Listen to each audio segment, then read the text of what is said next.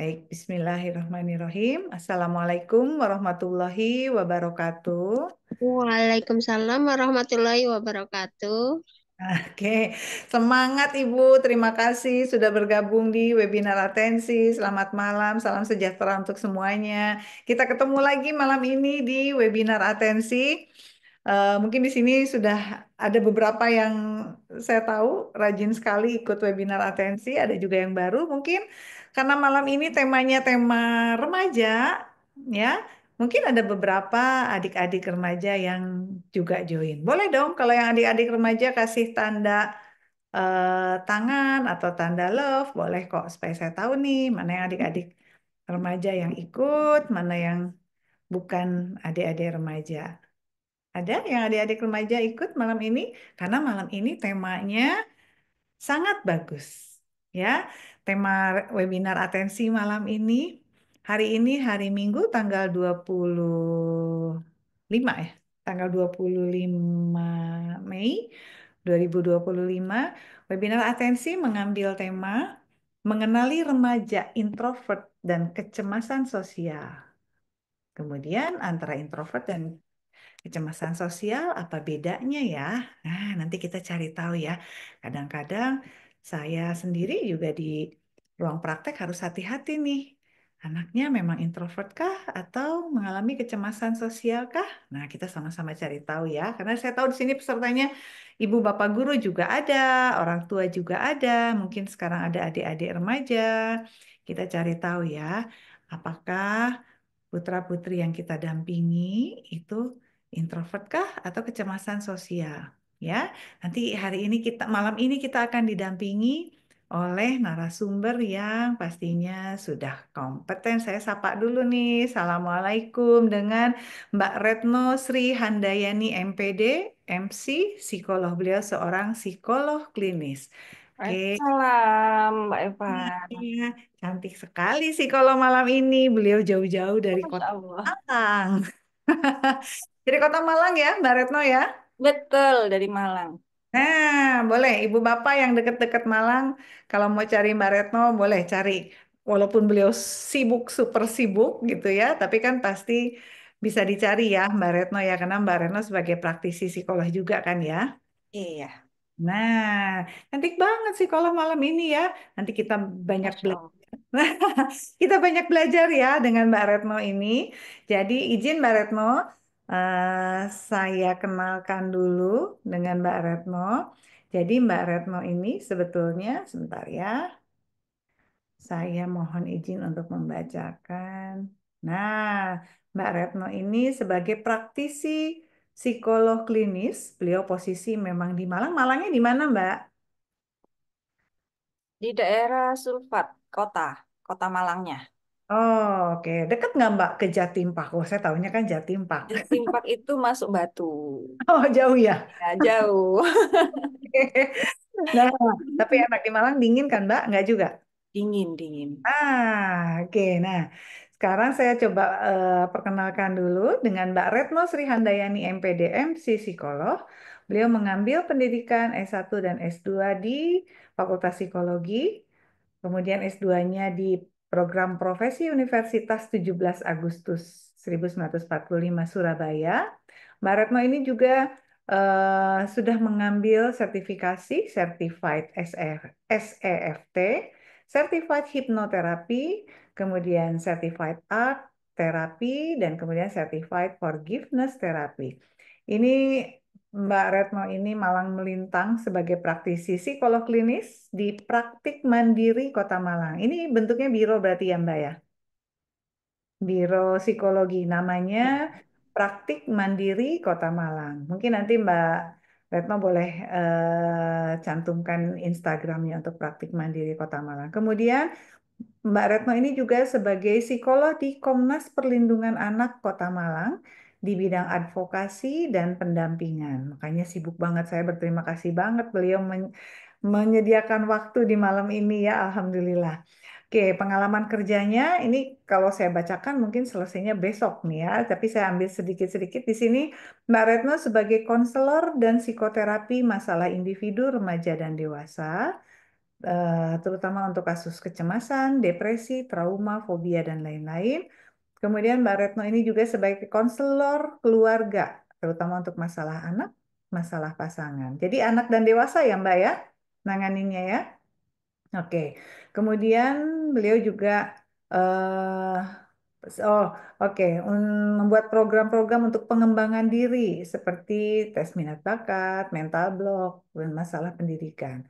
Juga untuk psikoedukasi dan juga sebagai narasumber. Monggo, kalau misalnya membutuhkan Mbak Retno, nanti izin Mbak Retno tolong tuliskan Instagram Mbak Retno kalau mau cari nih terkait dengan masalah-masalah tadi beliau banyak menangani tentang kecemasan, depresi, trauma, fobia. Silahkan mampir ke Instagramnya Mbak Retno.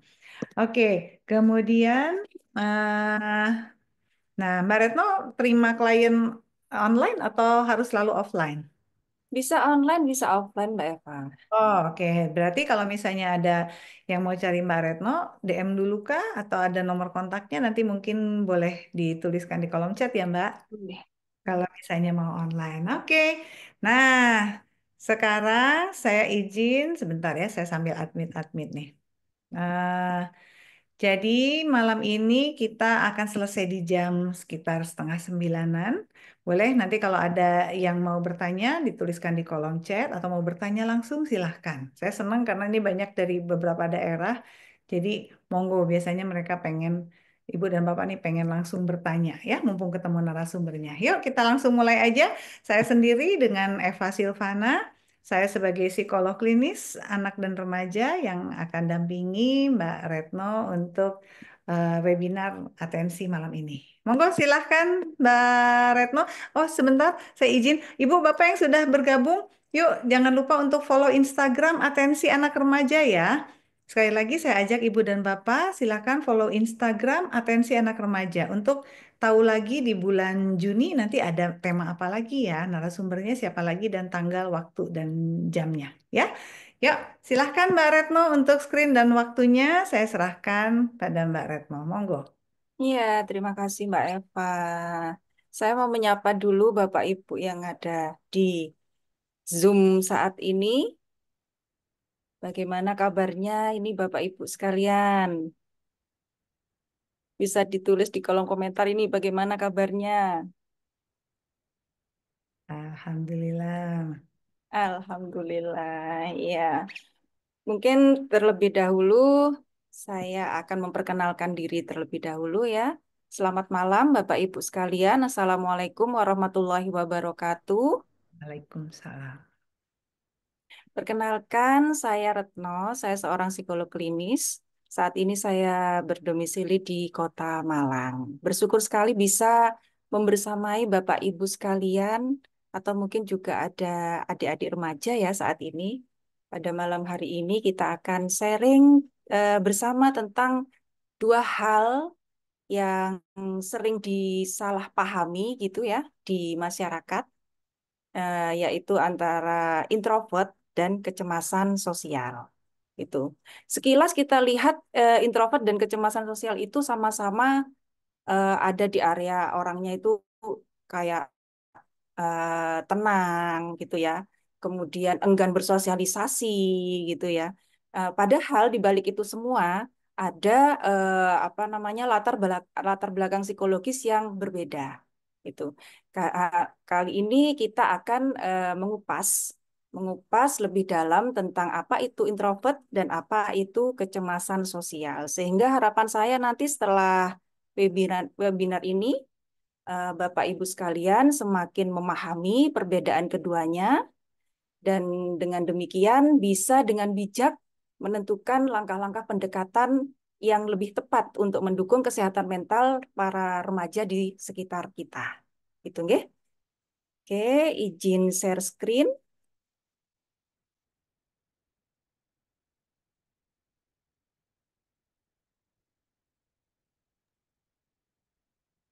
Sudah muncul, Mbak.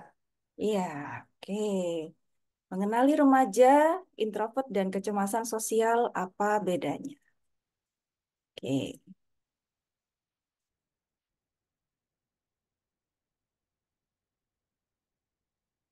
Introvert. Oke.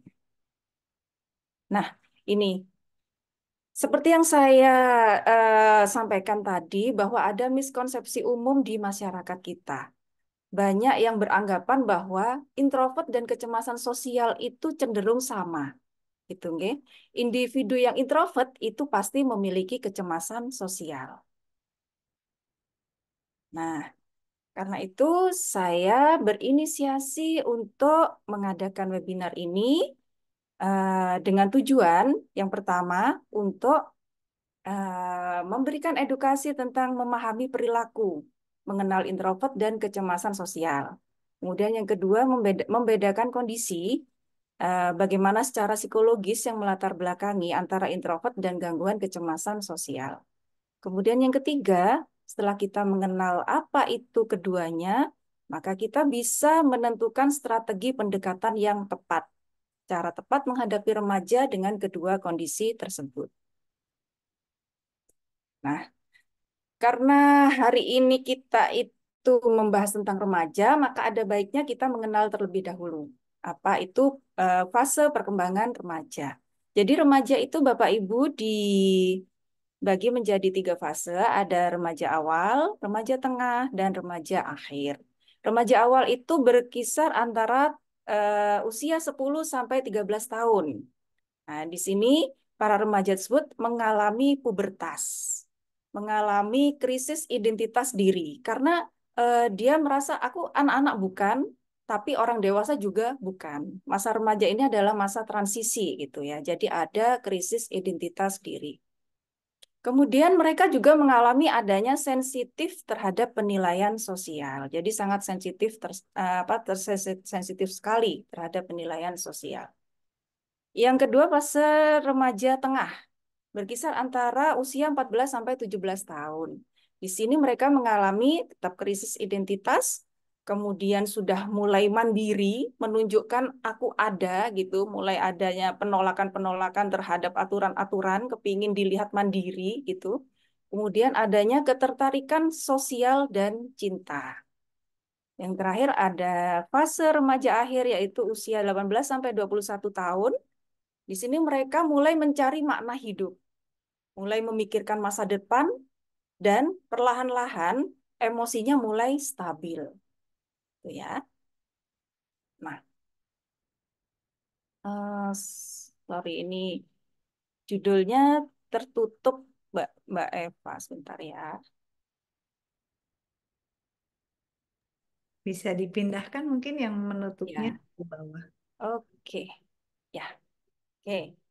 Nah, kita sekarang akan masuk tentang pembahasan mengenal kepribadian introvert. Apa sih introvert itu? Introvert adalah individu yang cenderung menarik energi dari dalam dirinya sendiri, dari internal world, dari dalam dirinya sendiri. Jadi lebih fokus pada pikiran, perasaan, dan ide-ide pribadinya daripada dunia luar. Ciri-ciri umumnya apa? Nah, ini secara kasat mata mereka memang terkesan pendiam. Di dalam pikirannya mereka itu cenderung berpikir mendalam, jadi cenderung reflektif dan apa ya lebih analitis gitu. Kemudian yang kedua, mereka juga cenderung lelah dengan interaksi sosial yang terlalu lama dan terlalu ramai. Mereka juga sedikit teman, tapi hubungan mereka bermakna.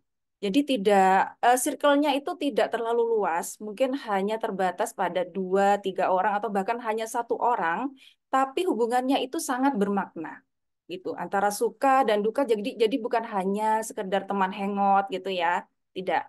Tapi juga ada berbagi suka dan duka.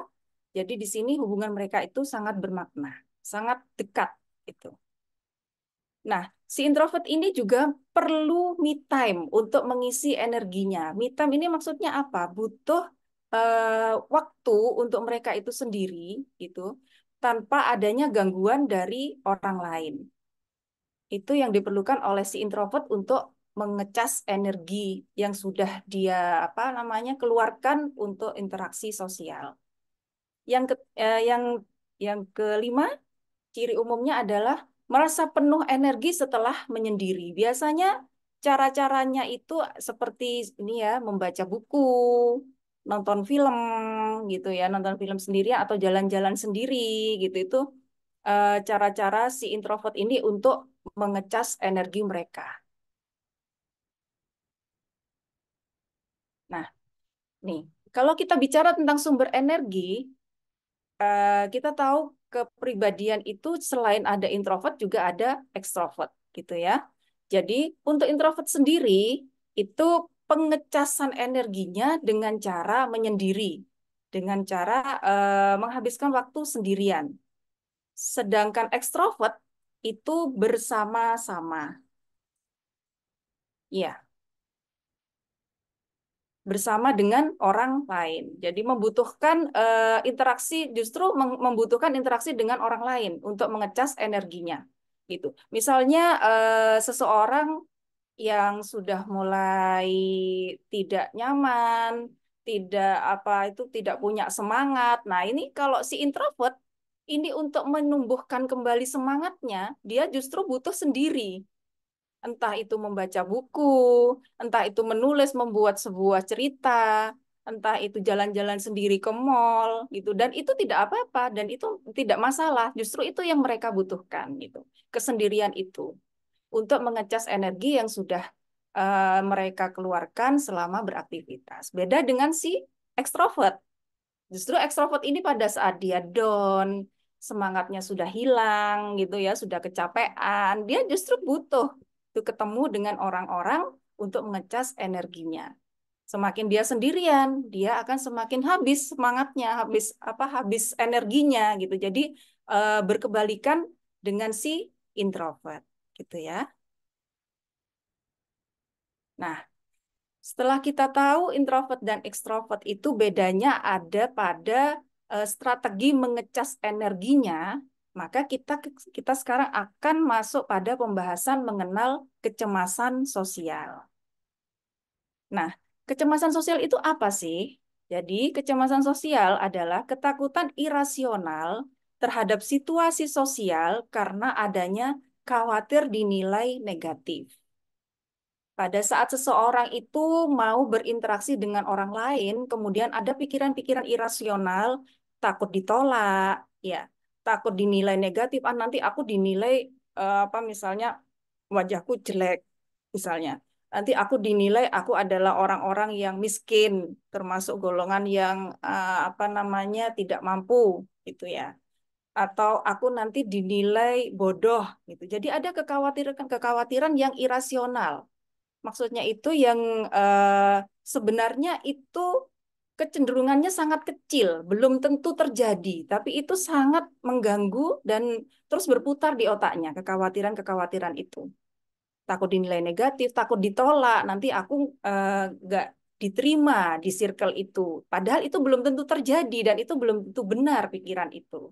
Itu ya. Itu yang biasa dialami oleh seseorang yang mengalami kecemasan sosial. Jadi di sini ciri-cirinya takut terhadap penilaian orang lain. Cemas berlebihan dinilai orang lain, seperti yang saya sebutkan tadi ya.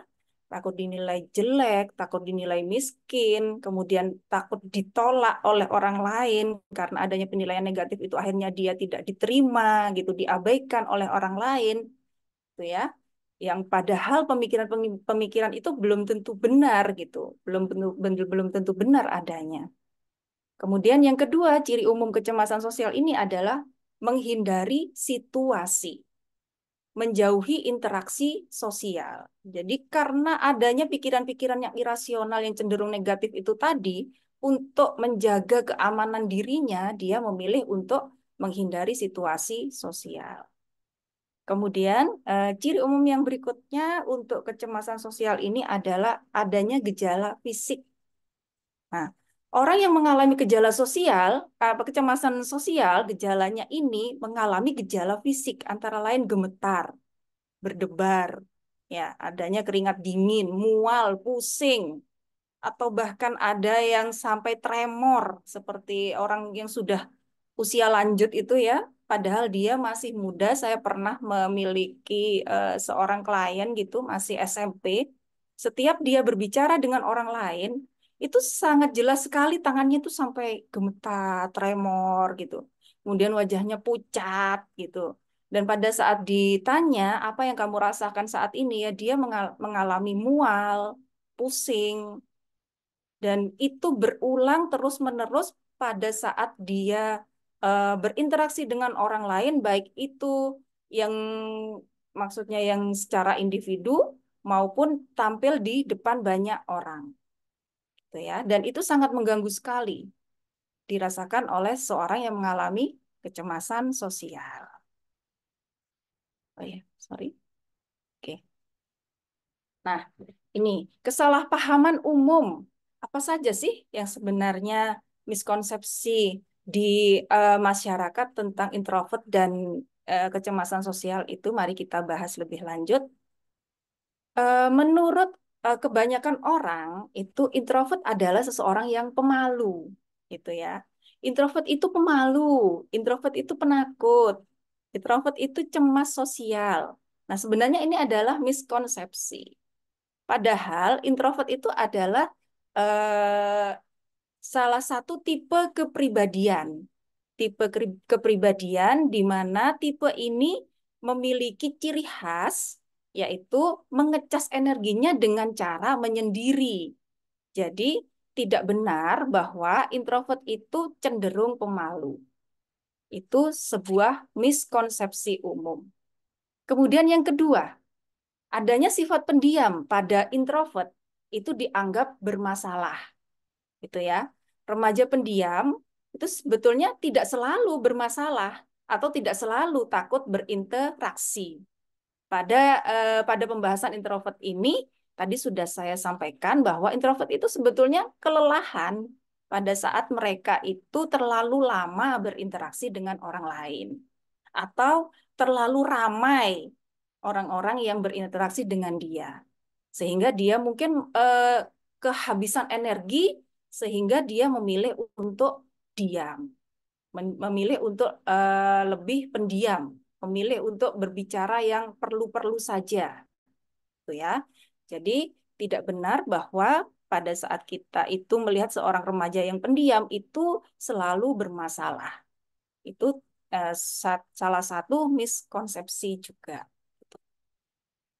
Nah, dari sini kita bisa menarik sebuah pembelajaran bahwa sebenarnya tidak semua introvert loh mengalami kecemasan sosial. Sangat berbeda antara introvert dan kecemasan sosial. Oke.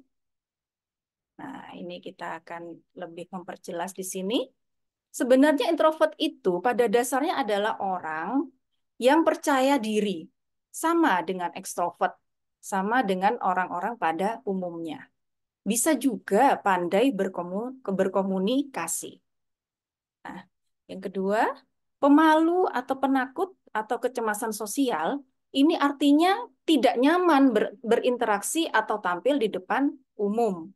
Sedangkan introvert itu pada dasarnya adalah eh, sebuah salah satu tipe kepribadian, tapi tidak ada gangguan atau tidak ada permasalahan sehingga dia itu nyaman-nyaman aja sebetulnya berinteraksi di depan umum atau berinteraksi dengan orang lain. Hanya saja dia itu gampang capek, mudah capek, sehingga dia harus ngecas energi lagi dengan cara menarik diri dari kerumunan orang-orang, dengan cara dia menyendiri terlebih dahulu. Setelah energinya penuh, mungkin dia bisa untuk berinteraksi kembali. Nah, sebenarnya pemalu, penakut, kecemasan sosial ini bisa loh dialami oleh semua orang. Apakah itu introvert, apakah itu ekstrovert, itu bisa mengalami hal tersebut. Sehingga sebenarnya berinteraksi sosial itu bukan di apa ya, bukan di di dipengaruhi secara signifikan oleh tipe kepribadian, tidak. Padahal keterampilan sosial itu adalah sebuah strategi yang harus dipelajari dan bisa dipelajari. Apakah itu introvert, apakah itu ekstrovert, sebetulnya semua bisa berinteraksi sosial dengan aman, gitu ya.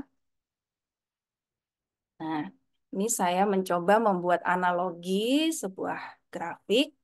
Di sini ada aspek sumber energi yang gelap ini menggambarkan introvert, kemudian yang terang ini, biru terang ini menggambarkan kecemasan sosial. Untuk sumber energi, mungkin sama-sama kelihatannya itu minim interaksi sosial, gitu ya. Padahal untuk seorang introvert, ini sumber energinya penuh. Sedangkan untuk seseorang yang mengalami kecemasan sosial, ini energinya kurang, minim. Nah, kemudian pada aspek motivasi menghindar.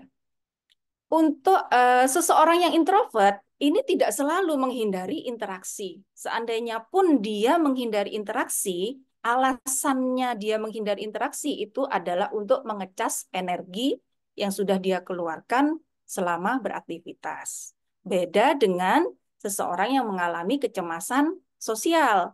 Dia motivasi menghindar dari interaksi itu adalah untuk menyelamatkan dirinya sendiri karena adanya pikiran-pikiran irasional yang terus berputar di otaknya. Ya, ada kecemasan-kecemasan itu tadi takut dinilai jelek dari orang lain, takut ditolak, ya, takut diabaikan, takut ini, takut ya, cemas ini, cemas itu, semuanya yang dikhawatirkan padahal itu belum tentu terjadi, gitu ya. Kemudian pada aspek kenyamanan sosial.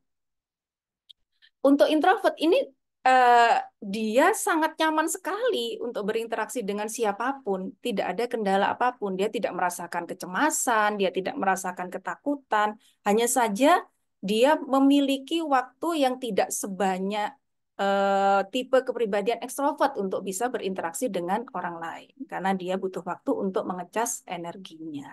Itu ya. Kemudian sebentar, untuk frekuensi interaksi ini juga sangat jelas. Untuk seseorang yang introvert, ini bisa saja full, hampir full untuk berinteraksi karena dia tidak mengalami masalah apapun. Dia nyaman-nyaman saja pada saat berinteraksi. Apakah itu dengan secara individu atau tampil di depan orang banyak, itu dia nyaman-nyaman saja. Berbeda dengan seseorang yang mengalami kecemasan sosial.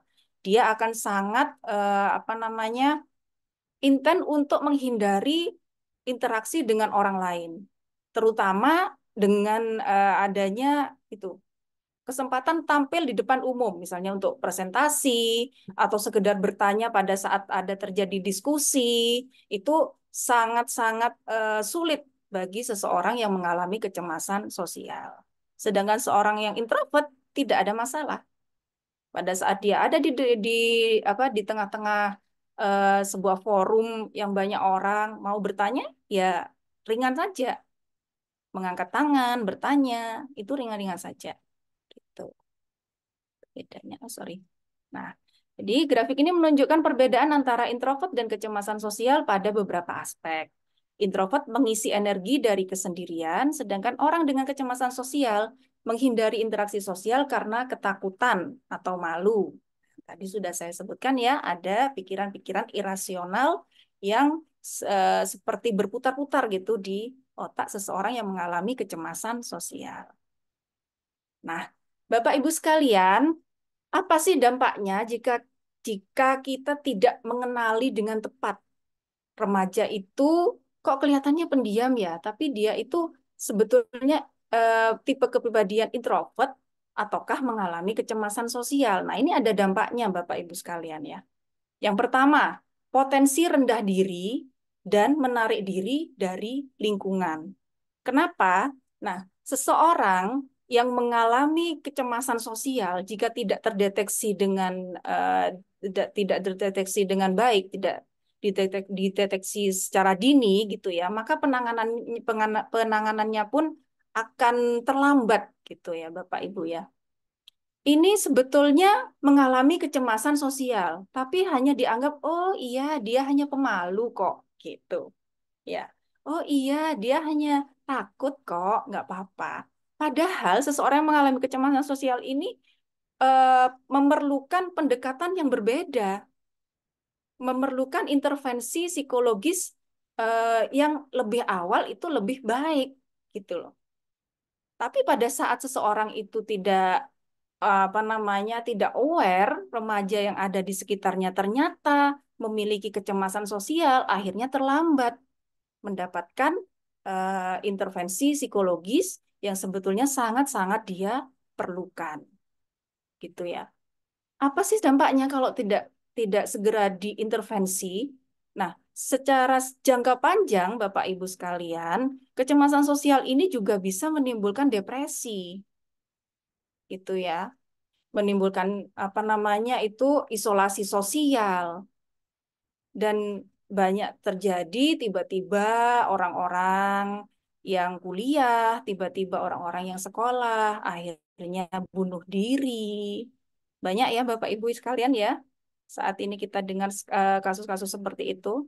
Itu kemungkinan juga karena adanya depresi. Nah, depresi ini kalau ditarik ke belakang benang merahnya, itu bisa jadi pemicunya anak ini atau remaja ini mengalami kecemasan sosial yang tidak tertangani dengan baik.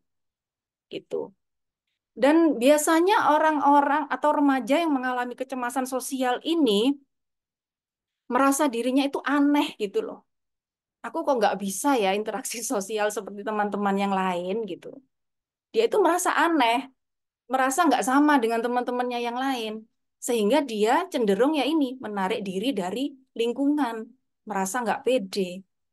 Belum lagi mendapatkan label-label yang negatif dari teman-teman di sekitarnya. Ah, kamu aneh, kamu orangnya diem banget, ah, kamu nggak mau gaul ya sama kita-kita. Gitu. Ada label-label negatif yang disematkan oleh lingkungan sekitarnya pada remaja yang mengalami kecemasan sosial. Sehingga semakin memicu, semakin dia stres, semakin dia menarik diri dari lingkungan.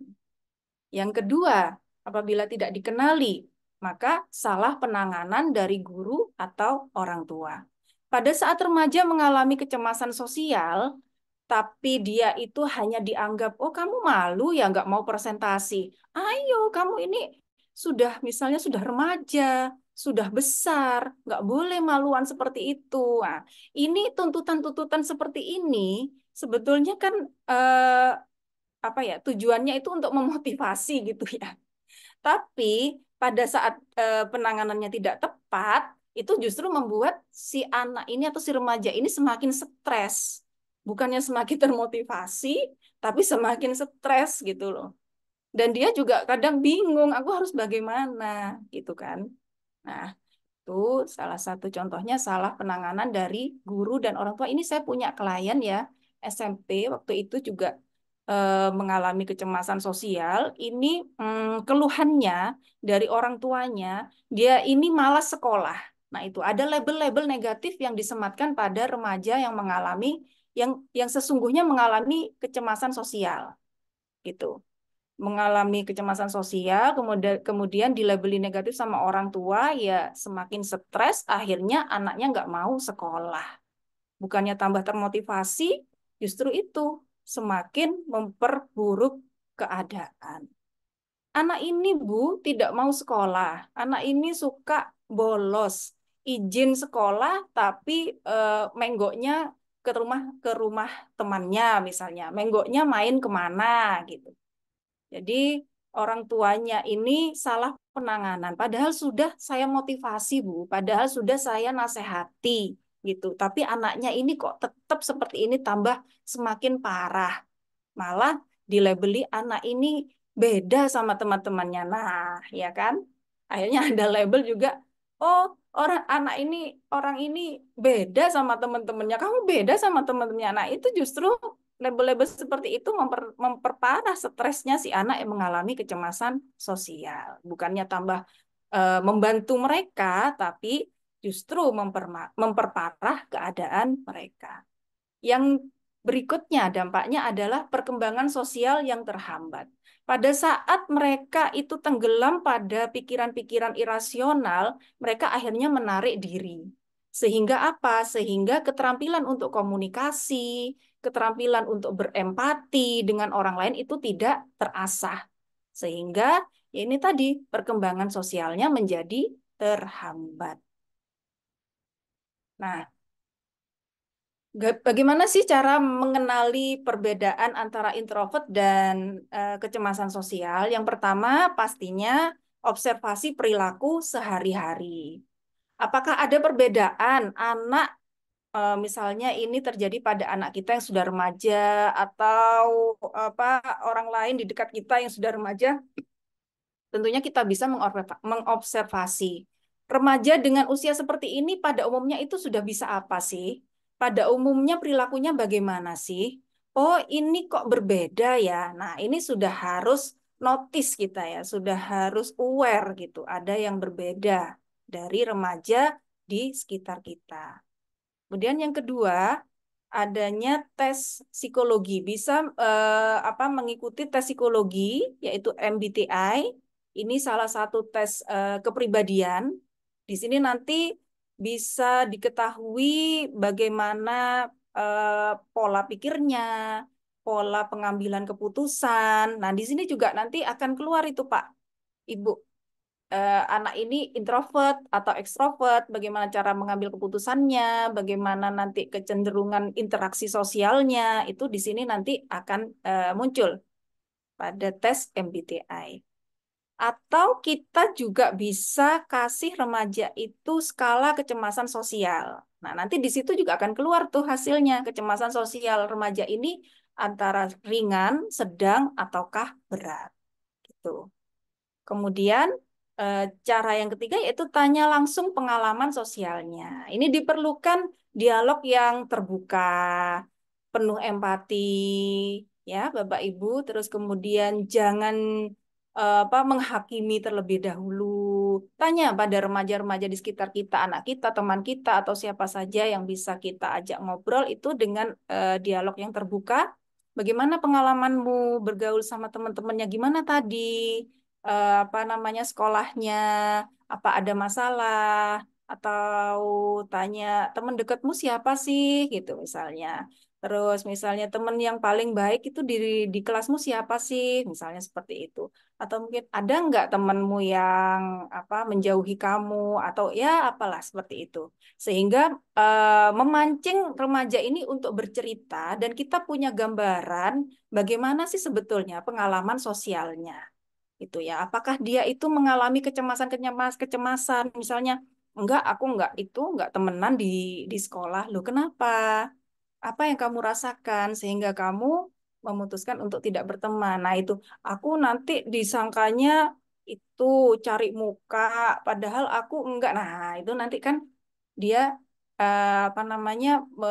menceritakan pengalaman sosialnya sehingga kita bisa mendeteksi lebih awal anak ini sebetulnya introvert ataukah mengalami kecemasan sosial, gitu ya. Kemudian cara mengenali selanjutnya yaitu perhatikan intensi di balik perilaku, yaitu menghindar ini atau butuh waktu sendiri.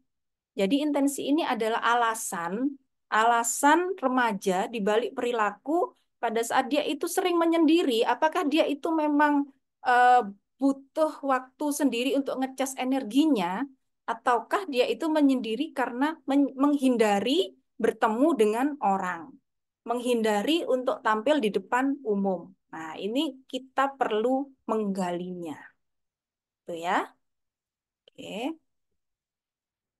Nah, setelah kita tahu anak ini atau remaja ini termasuk tipe kepribadian introvert ataukah punya masalah kecemasan sosial, strategi apa yang perlu kita lakukan? Nah, nih, untuk remaja introvert, hormati ruang pribadinya, dukung ekspresi diri.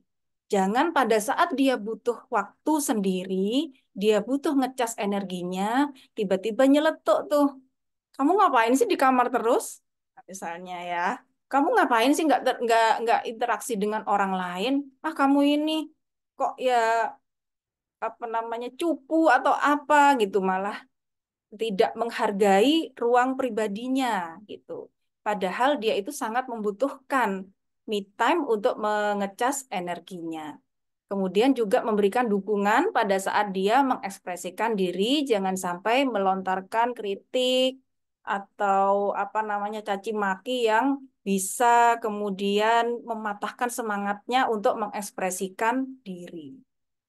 Kemudian selanjutnya untuk remaja yang introvert ini tadi bangun komunikasi yang terbuka. Sehingga kita semakin mengenali, oh anak ini memang introvert.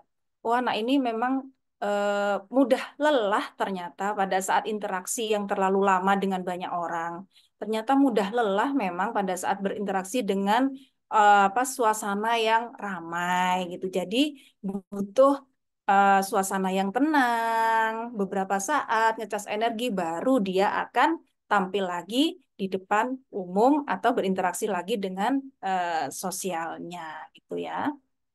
Kemudian yang selanjutnya, jangan memaksa, tapi beri stimulasi sosial secara bertahap. Untuk anak introvert, ini jangan sampai memaksa, misalnya ada keluarga atau ada acara-acara dengan melibatkan banyak orang, kita paksa kamu harus tampil ya, kamu harus ini ya, kamu harus apa namanya harus apa sih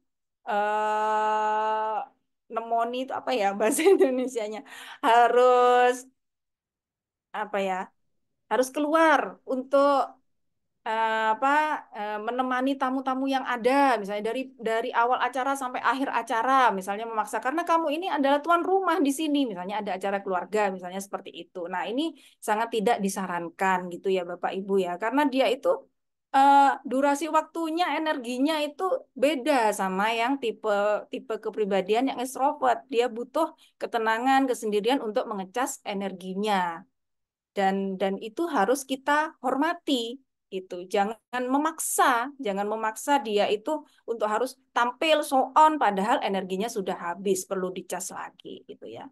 Kemudian ini jangan memaksa tapi beri stimulasi sosial secara bertahap. Misalnya pada saat ada tamu, kamu sudah capek nemeni tamu itu ya nak ya, pamit baik-baik ya. Ibu atau tante, saya izin ya, saya mau ke kamar sebentar karena ada yang harus saya lakukan misalnya seperti itu. Jadi diberi stimulasi sosial secara bertahap. Jangan sampai memaksa gitu ya. Nah, kemudian untuk remaja dengan kecemasan sosial, apa sih pendekatan yang tepat? Nah, ini kita harus memvalidasi perasaan mereka. Apa yang kamu rasakan? Apa yang kamu pikirkan? Sehingga kamu itu memilih untuk menghindar dari berinteraksi dengan orang lain, kemudian menghindar untuk tampil di depan umum. Sebenarnya apa sih yang kamu pikirkan? Sebenarnya apa sih emosi yang kamu rasakan? Oh, aku takut ini, Pak. Takut salah misalnya. Karena apa? Karena kemarin aku pernah salah kemudian dibully sama teman-temanku di kelas. Misalnya seperti itu. Atau aku malu karena apa? Karena teman-temanku semuanya itu tergolong kaya misalnya. Aku merasa aku miskin sendiri. Nah, itu harus digali. Jangan, ah gitu aja kok malu, ah gitu aja kok takut. Jangan. Ya Bapak Ibu ya, harus divalidasi. Oh iya, Bapak ngerti perasaan kamu gitu. Harus divalidasi terlebih dahulu. Harus diakui terlebih dahulu sehingga dia merasa aman. Sehingga dia merasa tidak apa namanya itu ya tidak semakin stres gitu loh. Kok aku merasakan ini ternyata salah ya. Dia itu semakin stres nanti. Kalau kita itu tidak memvalidasi perasaan mereka. Gitu. Yang kedua, nah ini intervensi psikologis yaitu salah satunya terapi CBT teknik relaksasi.